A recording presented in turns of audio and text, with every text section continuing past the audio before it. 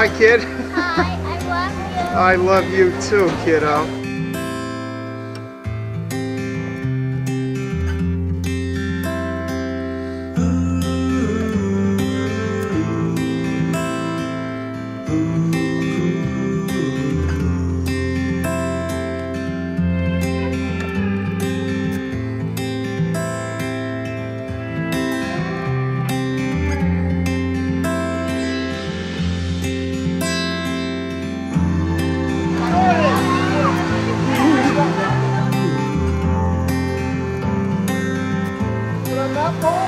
Push yourself!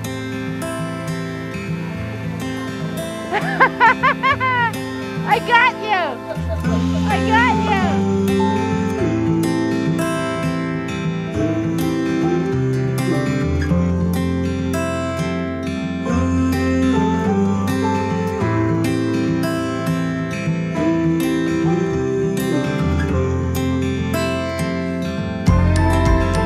I'm on the tennis court after having played basketball for too long with Ron and Maddie and a few other guys, so I'm a little bit perspired and out of breath. But I have to tell you that I am so incredibly proud of your performance and your attitude and your courage and your stick-to-itness that I really can't think of the right words to say to you, except that this is your day and you made the most of it, and Mommy and I are truly gloriously happy and proud of your accomplishment, and I really love you.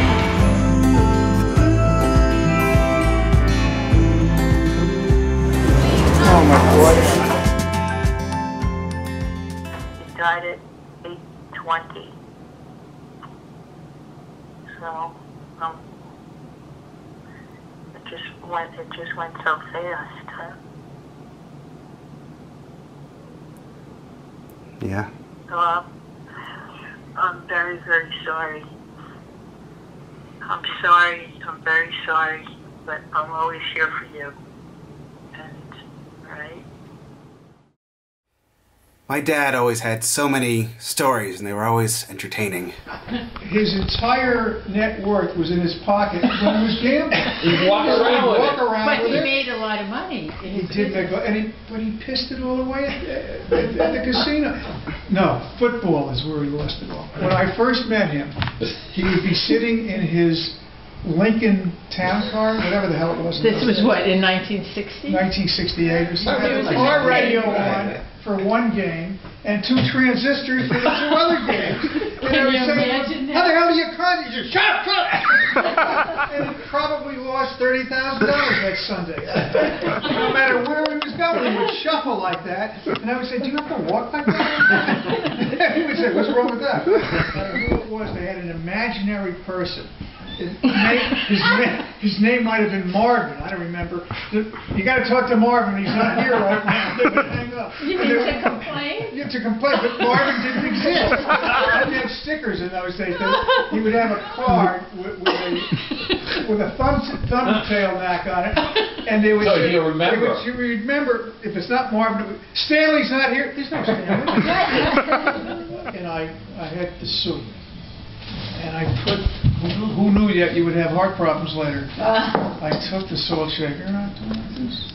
He comes over, he sees it, and he says, schmuck, taste it first! in front of like 200 people. Their food, they didn't care. But he was right, he was correct, he was right. It was their food, they didn't care.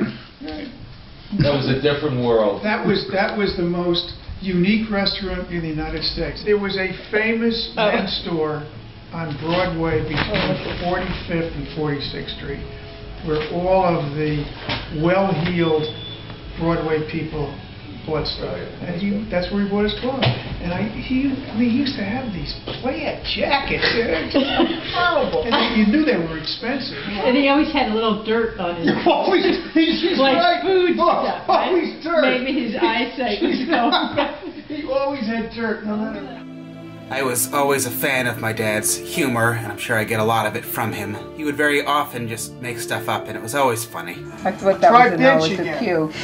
Bench is a good word. No, it was. Bench meant it was like a bench was a that word. was a bench that was a little bit destroyed. You know, a partial bench is a bench, Yeah, right? right. Come sit on my bench with me. It used to be a bench, Listen, he's not going but to part of stop. it's falling apart. He's going to keep He's going like a on goddamn and on. broken record. Well, that's that was a marbles game, 5 years.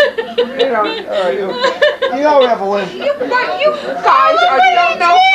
There's a word for, like whore. No, he was just big cheating.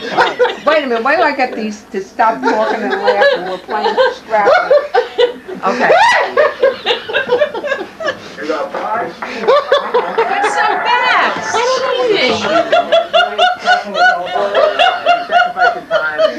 It's hard to listen to my parents laugh and not laugh. Sometimes Dad would drive me from New Jersey back into New York for college. Sometimes he would come visit me at Pratt.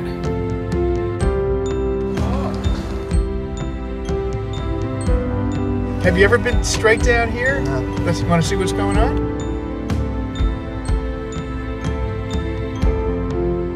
Junior's was kind of our place. We ate there quite a bit when I was going to college.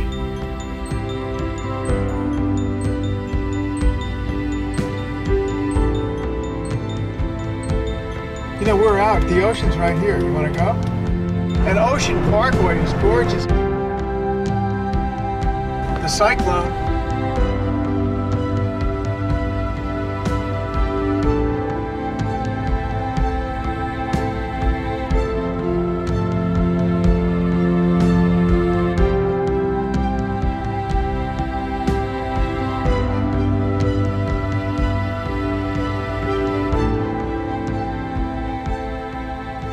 This was somewhat unexpected, even though my dad had been sick. He was in Florida, and he was making his way back to New Jersey. Mia and I were going to see him in May, I thought.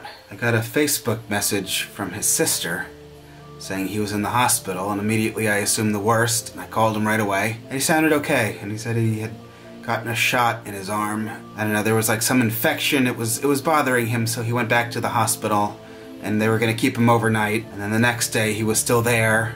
And then he kept getting like more infections. My dad was never young in the time I knew him. I'm still, I think, 8 years younger than he was when I was born. And I remember as early as high school being willfully oblivious to how old he was. I never wanted to know the year that he was born. I would always make sure I never saw any numbers, anything that would even give me a guess. I just didn't want to know. His dad died long before I was born. He had ALS. The last time I called him, he sounded like him, but tired. Of course, I asked him how he was, and his reply was the same thing my grandfather said right before he died. Other people in my family seemed to think that he was going to go into this rehab thing and then be back on his way to New Jersey, and I was just kind of fearing the worst. And after I talked to him, like, I didn't want to call him back. It was like just so upsetting. Like, I couldn't keep him on the phone. Of course he wanted to talk to me, but he was just really tired, and he said he had to take a nap. I wanted to call him, but I couldn't. And certainly not because I didn't care, but because I did. And in that time, my mom tried to talk to him, and he didn't know who she was.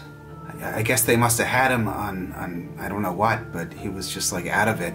I knew if I called back, that was very likely going to be the last time I talked to him. I didn't know what to say. I think ultimately it was pneumonia that he got. He had cancer, but that was being treated. As much as I've worried, I did think he would have been around a little bit longer. I knew if we had a wedding in California, he wasn't going to be able to come, but I thought we could do something on the East Coast where he could be present. It still hasn't even really sunk in that Grandma died. You guys remember Grandma? She died around Thanksgiving of 2016. Grandma was a lot of fun. Ta-da! Super Grandma! We had Thanksgiving with Grandma in 2015. You must be the Purple Ranger. I am the Purple People Eater. No, the Purple Power Ranger. I'm the Purple Power Ranger. How did you know? Dino Charger ready. Oh my God. Poppy had died a couple years before. My family went to Atlantic City to celebrate Grandma's 80th birthday when I was in college. There's Poppy, always being very mature. What's it called? El Buco. Every time we went out to eat, we celebrated Grandma's birthday. Birthday to you. Happy birthday to you. Happy birthday, dear Grandma. Happy birthday to you.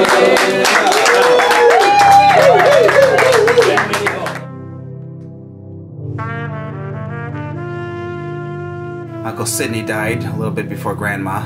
Uncle Sidney was also very funny and may or may not have been in the mafia. Watch yourself, big guy, because I'm going to string you out post-haste. And cute little Pokey also died last year.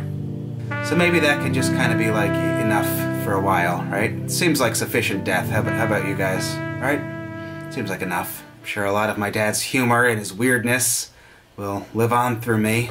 Imbalance, imperfection of this room. Come on, I'm hating you. Now I could put the hats back over the bed and put the mirror there. What do you think of that? You know, I don't think that anything in this house is conducive to my good health, well-being, and comfort. Oh, don't take this.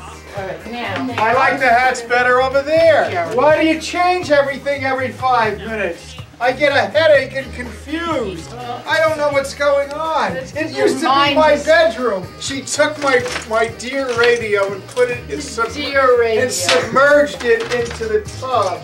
You know what tub backwards is? It's tub.